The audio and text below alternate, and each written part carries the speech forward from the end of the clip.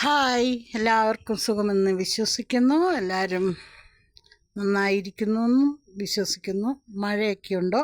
ഇവിടെ മഴയുണ്ട്, പക്ഷേ എല്ലാ സ്ഥലത്തെ പോലെ മഴയുള്ളതില്ല. ഇവിടെ മഴ വരും, കുറച്ച് മഴ പെയ്യും, പോയിട്ട് വലിയ വെയിൽ വരും, പിന്നെ മഴ വരും. അങ്ങനെയാണ് ഇവിടുത്തെ കാലാവസ്ഥ. നല്ല മനോഹരമായ കാലാവസ്ഥയാണ്. എല്ലായിടത്തും ഇടിവെട്ടും മണ്ണിടിച്ചിലും റോഡിലൊക്കെ മണ്ണൊക്കെ വീഴുകയാണേലും ഇവിടെ അങ്ങനെയൊരു കാര്യമില്ല. ഇവിടെ നല്ലൊരു പ്രദേശമാണ്. കൃഷി ചെയ്യാനാണേലും താമസിക്കാനാണേലും പണ്ടൊക്കെ 2 സ്വെറ്റർ ഇട്ട് നടക്കേണ്ട കാലാവസ്ഥയായിരുന്നു. ഇവിടെ അത്രയും തണുപ്പായിരുന്നു. ഇപ്പോൾ ഫാനില്ലാതെ കിടന്നുറങ്ങാൻ മേലാത്ത അവസ്ഥയിലേക്ക് മാറിക്കൊണ്ടിരിക്കുന്നു.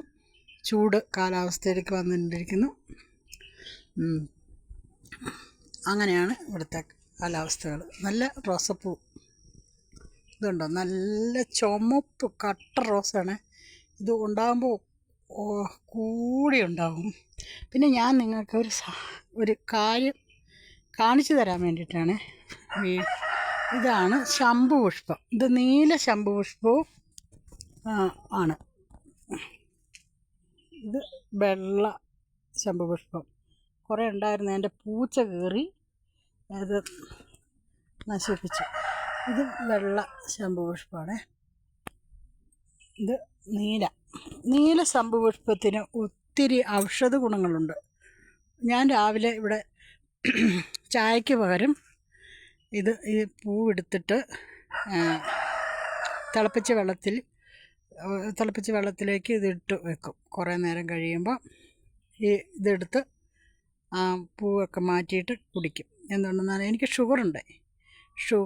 രക്തത്തിൻ്റെ കൊഴുപ്പുകളൊക്കെ മാറ്റും. പല അസുഖങ്ങൾക്കും ഇത് നല്ലതാണെന്നാണ് പറയാറ്.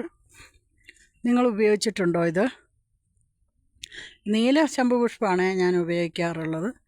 വെള്ളയ്ക്കും എന്തൊക്കെയോ ഗുണങ്ങളുണ്ടെന്നാണ് പറയുന്നത്. അത് എല്ലാം എനിക്കറിയത്തില്ല. ഷുഗറിന് ഏറ്റവും നല്ലതാണെന്നാണ് പറഞ്ഞത്. അതുകൊണ്ട് ഞാനിത്